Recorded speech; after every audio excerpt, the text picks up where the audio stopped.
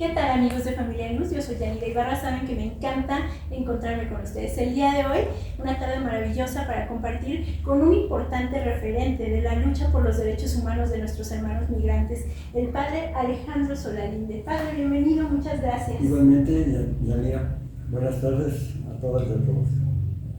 Padre, quisiéramos que inicialmente nos compartiera un poco desde su historia personal. ¿Cómo ha sido este llamado a la misión por la defensa de nuestros hermanos migrantes? ¿Y cómo es que usted emprende la fundación de la Casa Hermanos en el Camino? Bueno, después de haberme encontrado con ellas y ellos en las vías por primera vez, me sorprendí bastante, me impactaron mucho y yo me hacía muchas preguntas, me preguntaba quiénes eran, de dónde venían, a dónde iban y lo más importante, quién los podía cuidar.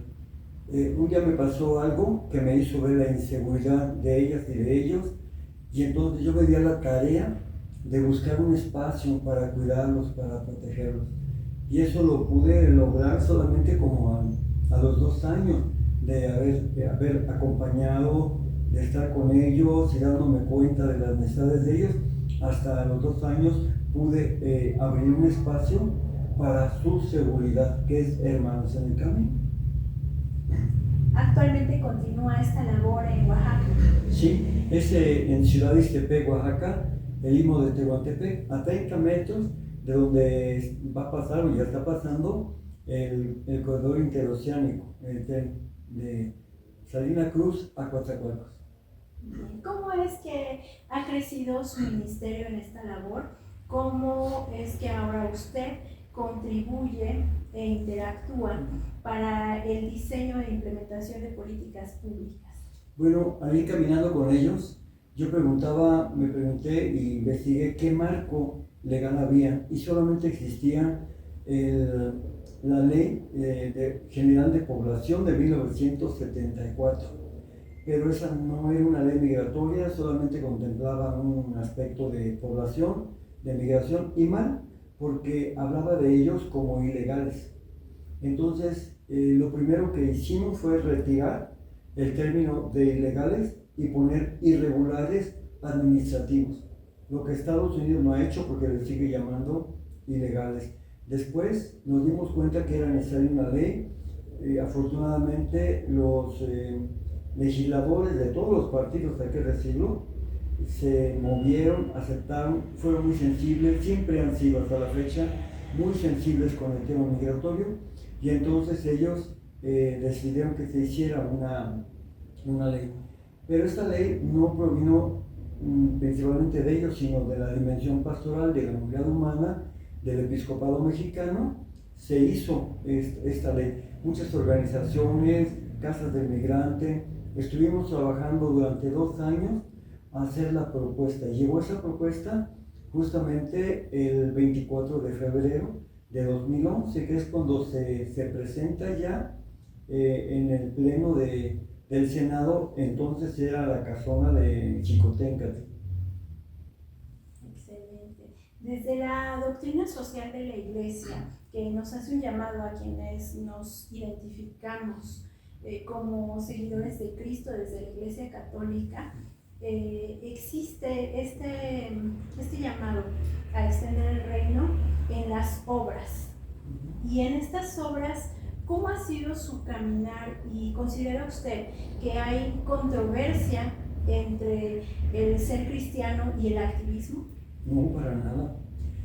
Para mucha gente, digamos que no se ha actualizado en su fe católica, la fe no se debe llevar con la política. La fe es algo separado de la economía, la fe es separado de la vida. Y no es así porque Jesús nos mandó a evangelizar todos los rincones de la tierra y todos los espacios sociales. Entonces, en ese que nos dice en Mateo 28, 19-20, nos dice: todo poder se me ha dado en el cielo y en la tierra, por eso vayan y evangelicen, bauticen a toda la gente y enséñenle a cumplir lo que yo les he mandado. Entonces, el principal mandato de él es llegar a todos los rincones de la tierra para que se viva la fe en la economía, en la política, en la vida familiar, en los deportes, en las artes, en la cultura, en todos lados. Y eso es lo que hemos tratado de hacer. Por eso es perfectamente compatible que yo sea activista, que sea un defensor de derechos humanos y también un sacerdote, un misionero, pues en realidad yo soy un misionero itinerante. Es perfectamente normal. Para mí no hay esa dicotomía de que o la fe o la política. No es cierto, porque la política yo la entiendo, hay que aclarar eso sí. Hay que aclarar que el tipo de política que yo hago no es partidista. Yo nunca he sido de ningún partido, pero sí es una política del bien común. Y ahí sí para eso, para el bien común de todas y de todos, el bien universal, yo me tengo que meter en los diferentes campos, esferas, espacios, lo hago, pero no para llevar un provecho para mí, pues yo no quiero nada ni necesito nada, sino más bien para bien de la gente, en este caso de los más vulnerables, que son las personas migrantes. Totalmente, debiéramos entender tanto a la política como a la fe en la vida activa como caminos para transformar las realidades dolorosas y para asumir nuestra parte de responsabilidad social, que es toda, porque somos entes sociales. Claro, en esta experiencia de usted, ¿cómo es el transitar del Instituto Nacional de Migración? ¿Por qué impera la necesidad de transformar las instituciones? Bueno, yo creo que si me permiten voy a decir un disparate, que nunca lo he dicho, pero yo creo que la migración se parece mucho, un poquito o mucho a la bolsa de valores. La bolsa de valores es muy sensible, sumamente sensible. Entonces las personas migrantes en sus lugares de origen pasan por muchas cosas y finalmente tienen esa conclusión: tenemos que salir, aquí no se puede vivir, entonces vamos a buscar una vida ideal, una aspiración legítima en otro lado. Y entonces tiene el valor de salir, de desarraigarse, de dejar muchas cosas, muchísimo, muy queridas, muy sagradas para ellos, para buscar una vida que no conocen, un país que no conocen tampoco, y una vida que no está garantizada. Pero ellos lo hacen. Entonces el emigrar es un respeto muy grande de las personas. Nosotros debemos de entender estos cambios y entender que son tan naturales como respirar, ¿verdad? Uno respira y la respiración de la migración es precisamente esos desplazamientos, esa búsqueda, esa aspiración por lo que aquí no se encuentra, pero se busca en otro lado. Y desgraciadamente los detonadores de los movimientos migratorios son la violencia, las guerras, las confrontaciones, el egoísmo, la exclusión, ¿verdad? La marginación, todo eso. Hay sistemas inhumanos que además son excluyentes, como el que tenemos ahora, el sistema liberal capitalista, que tiene todas esas características. ¿Qué de bueno es lo que se está transformando en materia de diálogo internacional para transformar estas realidades? Yo creo que hay un fondo humano que es muy bonito y muy importante, más allá de las estructuras egoístas, de los sistemas de los gobiernos, de toda esa infraestructura sistémica que existe, económica, política, convenenciera, egoísta y excluyente, pero hay un sentir común en la gente. Los pueblos pueden estarse peleando y los gobiernos pueden estarse peleando, los estados, y la gente ser solidaria. Eso se puede. Lo estoy viendo ahora con el problema de Palestina, ¿verdad? Como los hermanos hebreos, judíos en Estados Unidos están protestando por esa invasión de Israel, por esa violencia de Israel a Palestina, ¿no? Entonces hay una solidaridad, hay algo en común.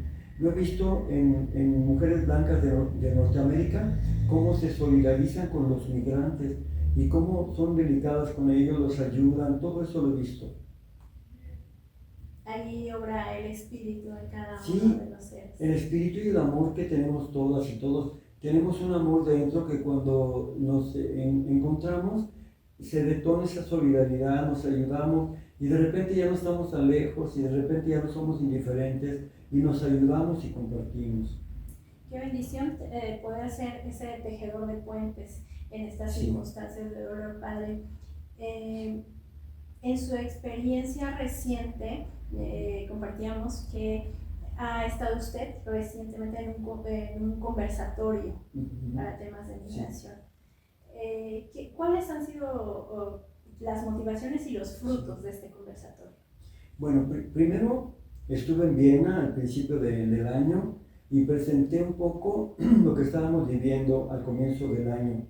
Después fue en Viena, en Alemania, en Berlín, ¿verdad? Apenas en septiembre, y ahí estuve exponiendo lo que estaba pasando en el albergue.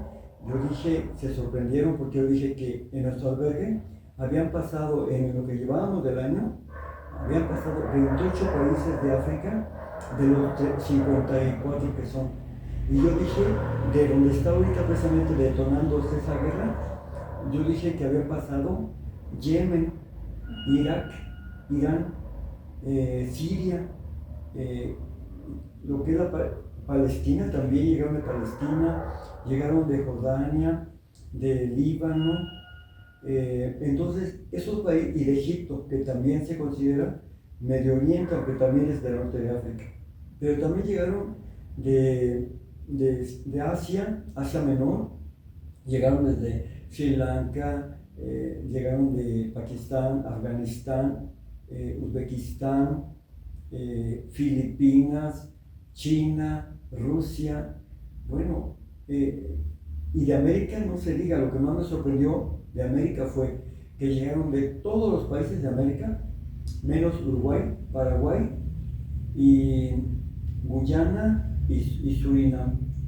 Ellos no llegaron, y ya me corrigieron hace días que ya había llegado, parece que una persona de Paraguay. Interesante.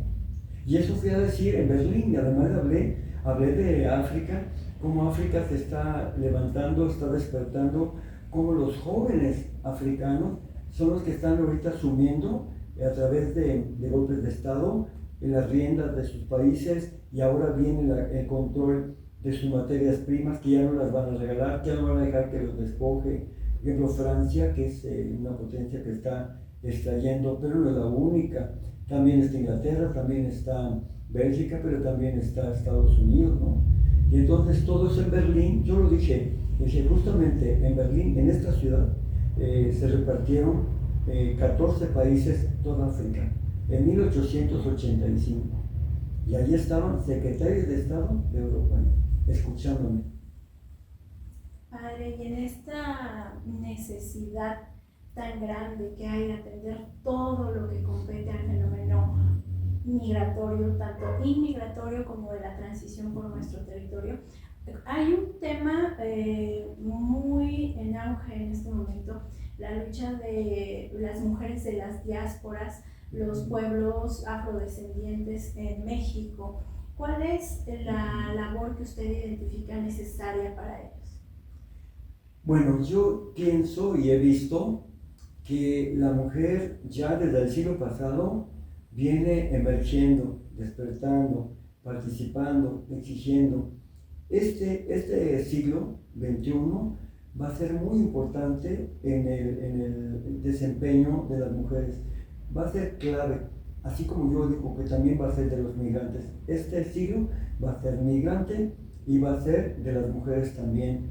En nuestro país, por ejemplo, va a ser la primera vez que una mujer, posibilidad de que una mujer sea la presidenta de la República, de un país católico, pero machista, porque es machista. Y entonces eso no nació de la nada. La misma Iglesia Católica ha inculcado culturalmente ese machismo con su mal ejemplo, porque la jerarquía católica sigue manteniendo una estructura homosexual de puros hombres, ¿verdad?, en la iglesia, con la exclusión de las mujeres, pero también una gerontocracia, porque la mayoría son viejos, la mayoría son personas ya mayores, y que debería de haber más jóvenes, de perdida, como la edad de Jesús, treintañero, ¿verdad?, y no lo hay. Y entonces todo eso tiene que cambiar, ahorita nuestra Iglesia Católica se encuentra en un sínodo, Ahorita se encuentra en un siglo de 2023, pero también viene otro, o la segunda parte de este, que es en 2024. Y entre estos dos, el Papa Francisco, pero también todos los sinodales, los padres sinodales y los laicos, tendrán que decidir el futuro de la iglesia, tendrán que decidir cómo se va a adaptar la iglesia al siglo XXI, qué cambios va a haber. Y en eso tiene que venir la mujer, porque Jesús fundó una iglesia mixta, una iglesia dinámica, caminando de la calle en camino, y creyó en la mujer. Imposible pensar en la misión de la iglesia sin ver el ejemplo de la misión de Jesús. Jesús nunca se separó de las mujeres. Su colegio de discipular, de los discípulos fue mixto.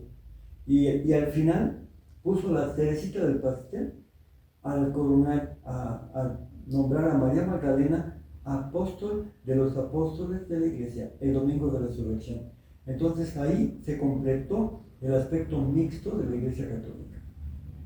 Y dentro y fuera de las religiones, ¿cómo entendemos el reto de hoy, Padre?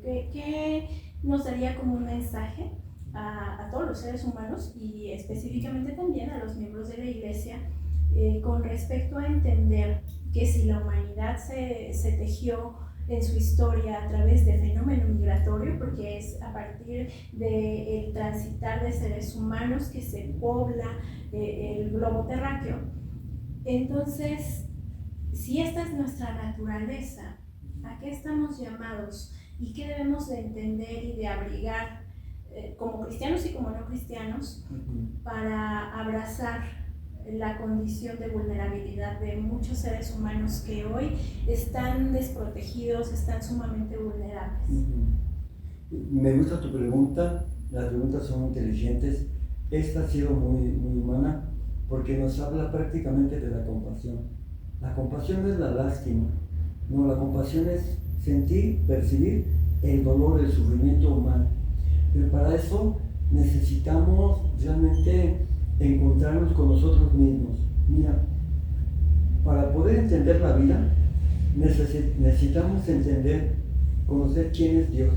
Hay muchas versiones de Dios y la mayoría de las veces están equivocadas porque le estamos poniendo a Dios una personalidad, unos rasgos antropomórficos que no tiene.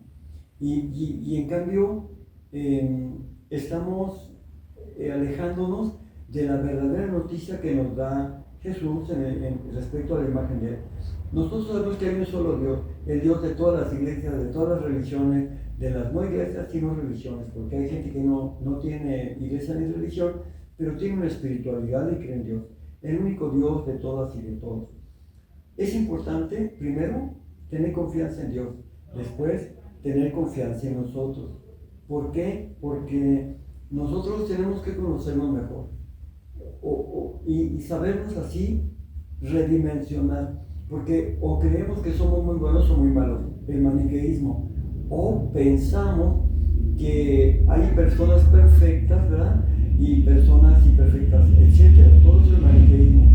Y yo creo que debemos amarnos como somos, entendernos como somos, entender que tenemos una condición humana egoísta, una condición humana contradictoria, inconsistente, imperfecta, pero que a pesar de todo puede hacer grandes cosas.